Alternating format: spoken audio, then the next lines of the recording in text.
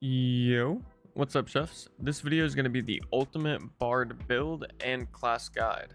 Quick caveat is that I am primarily a solos player, so it might be most effective for other solo players, but I will make sure to cover trios and duos in every section to the best of my ability.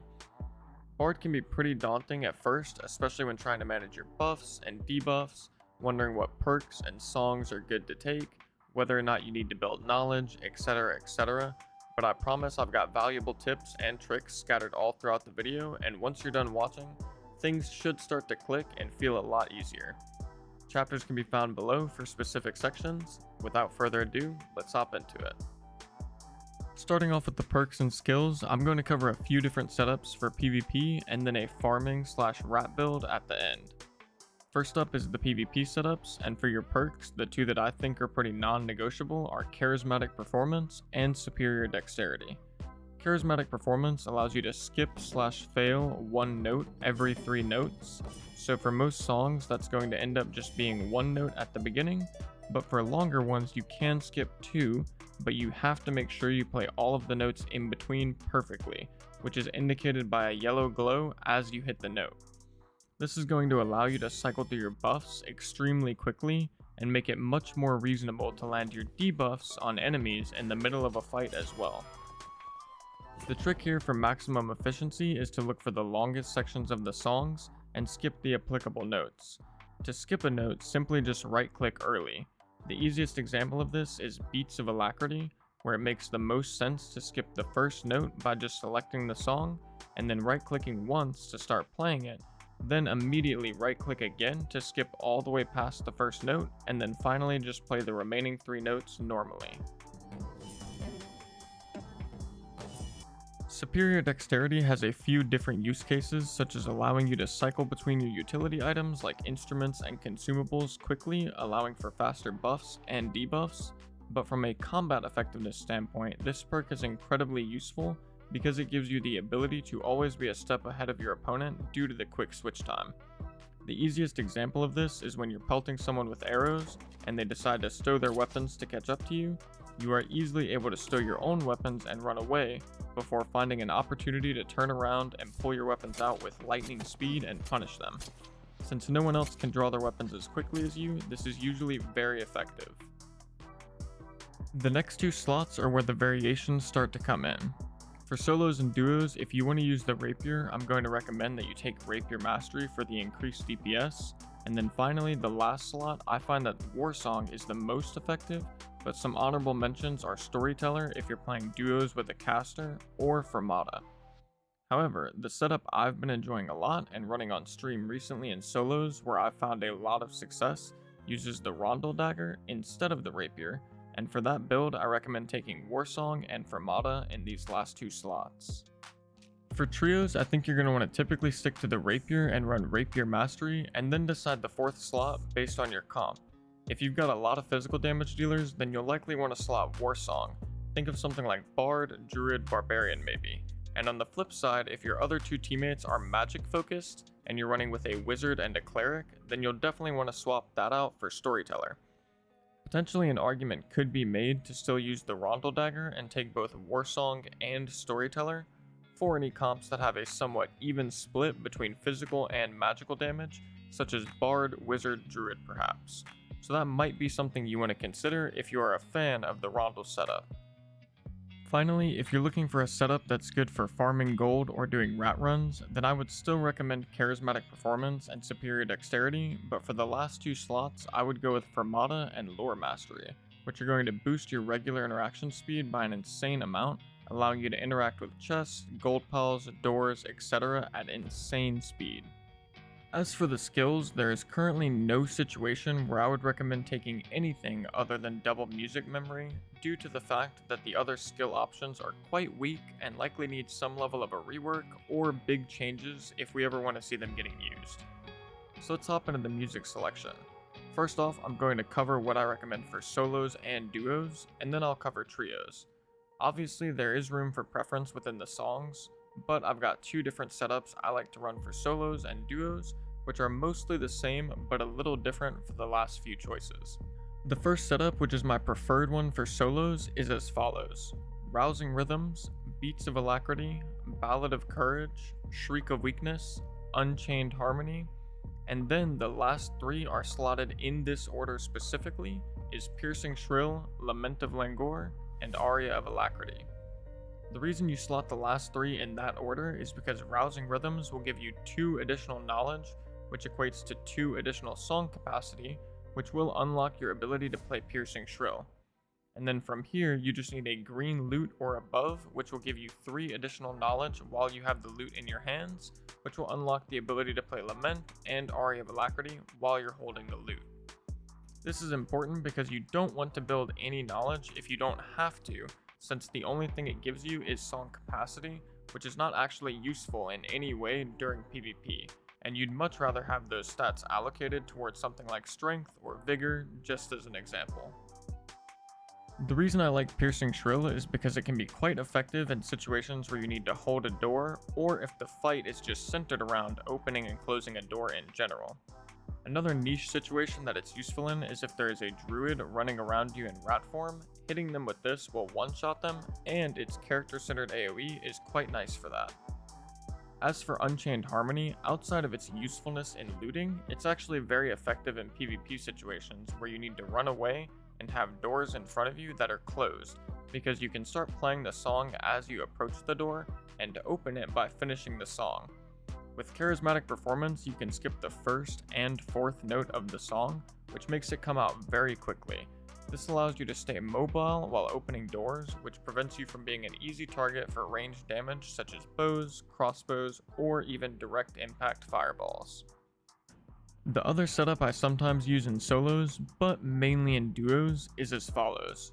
Rousing Rhythms, Beats of Alacrity, Ballad of Courage, Harmonic Shield, Shriek of Weakness, and then the last 3 slotted in this order are Allegro or Accelerando depending on comp, and then Lament and Aria of Alacrity. This follows the same premise as the previous setup where you only need a green loot or above, and you will have access to all of these songs in-game. I like to take Harmonic Shield here because it gets more value since it's being applied to an additional player, and the same thing can be said about Allegro or Accelerando depending on which one you choose to take. It's also very useful to be able to fill in the gaps of whatever stats your teammate might be lacking. The easiest 2 examples of this are a Barbarian that will benefit greatly from the increased attack speed of Allegro, or a Warlock or Wizard that will benefit greatly from the increased move speed of Accelerando. If you choose, you can opt to build some additional knowledge to take both Accelerando and Allegro, or even open up the ability to play something like Chorale of Clarity, but I really value being as self-sufficient as possible when playing Bard in solos and duos by focusing all of my stats into combat stats, so I have a better ability to box other classes like fighters, barbarians, rogues, etc.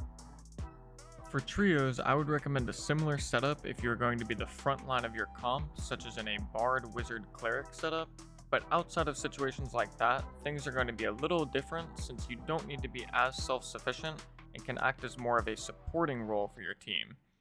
For those situations, you're going to need to get a little bit of extra knowledge, and the songs I would run are as follows: Rousing Rhythms, Beats of Alacrity, Ballad of Courage, Harmonic Shield, Shriek of Weakness, Accelerando, Allegro.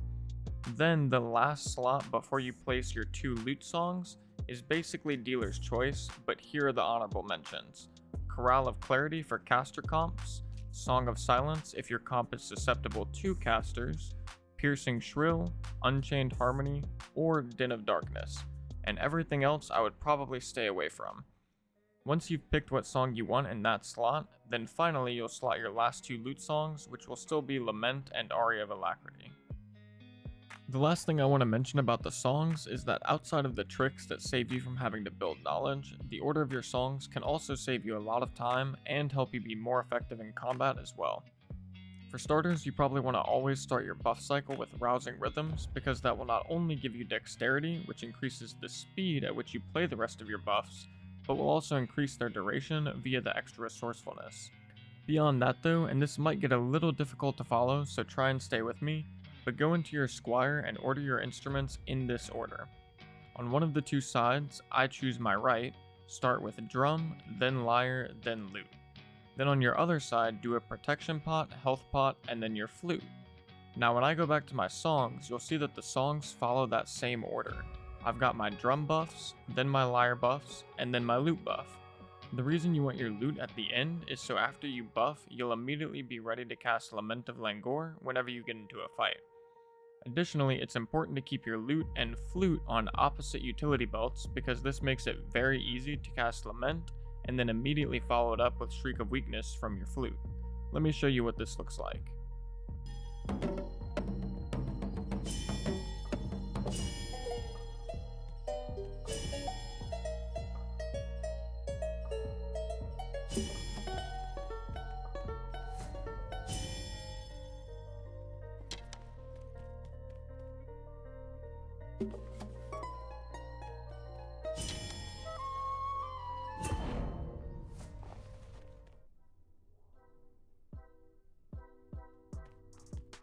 Next up, we're going to be covering stat priority with their breakpoints and gear. This will be applicable to solos, duos, and trios, with the only exception being that in trios, if you're playing a supportive role, then you obviously need to make sure you have enough knowledge to slot all of your songs.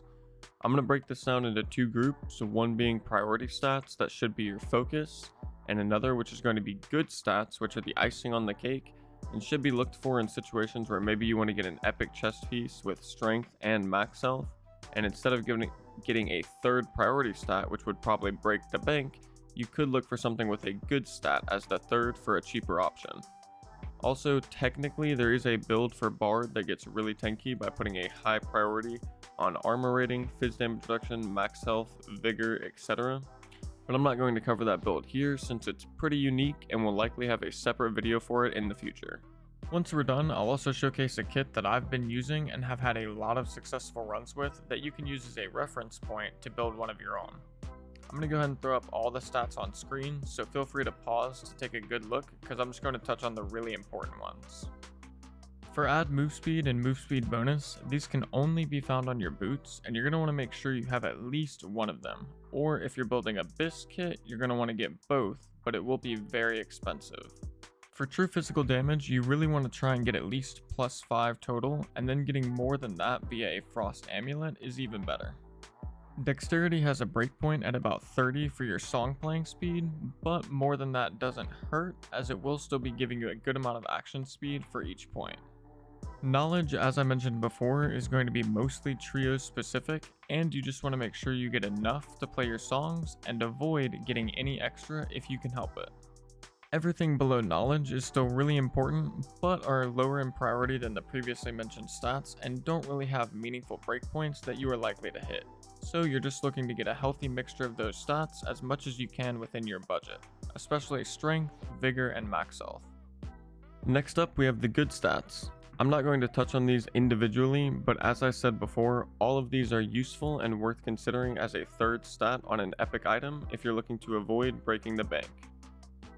Finally, I'm just going to give a brief overview of the kit I've been wearing recently that I've had a lot of success with, so you can see what base item types I'm using and the mixture of random modifiers that I went for. This kit cost me around 4,000 gold, so you could definitely build something much better and more expensive, but this should be a really good reference point whether you want to build something with a lower or higher budget. I'll start off with the weapons, where I've got a Rondel Dagger plus Buckler setup. On the Rondel, I've got +1 add weapon damage and +3 max health, which I think are two of the main stats you want on your weapon. The Buckler has armor rating and add weapon damage, also some of the main stats you want on your shield. Then for my ranged option, I highly recommend the survival bow over the crossbow, at least in solos and duos. In trios, using a crossbow may be more ideal, but the important stat here is add weapon damage, and you only get the stats of weapons while they're in your hands, and you shouldn't be getting hit much with your bow or crossbow out, so make sure to go for all damage stats if you can afford it. The next items I want to touch on are all of the base types with Dexterity, because this is how I get up to that sweet spot of 30 dex, which are my Wander attire with strength and max health, cloth pants also with strength and max health, and finally a mercurial cloak with true fizz and max health. Now that I've covered where my dexterity comes from with this kit, I'll show the other highest priority stats first. Moving to my boots, you can see that I went for add move speed on a pair of rare Lightfoot boots with armor rating as the secondary, as to not break the bank. Following that, all the places I could get true damage, starting with the rings, which are just double green rings of vitality with true fizz for the vigor base stat. Then the reinforced gloves for more vigor from the base stat with true fizz. Then the cloak that I already showed, but it's also got true fizz. And finally the frost amulet, which has 3 true fizz as the base and rolled with +6 max health and magical damage reduction. Which the magic reduction isn't the best stat here, but also isn't useless, so I was happy with it. The last slot is the helmet, which I chose to go with a straw hat for the strength base stat, and got one with vigor and max health bonus. To me, this kit is great for the price and covers all of the important stats very nicely. In full buffs with fists out, I'll have 315 move speed. With full buffs and weapons out, I'll have roughly 153 HP, 20% action speed, 18% physical power bonus, and roughly 23% fizz damage reduction. That's going to wrap up the video though. I hope you guys enjoyed and were able to learn some valuable information if you're someone that's thinking about picking up Bard or you already play it and are just looking to improve. I plan to make a separate video pretty soon that goes into more advanced details about how to PvP with Bard, specifically in solos, so make sure to check that out if you're interested in learning the methods and tactics I employ to win such a high percentage of my fights. I appreciate all the support from everyone recently, you guys are the best. And last but not least, take it easy, chefs.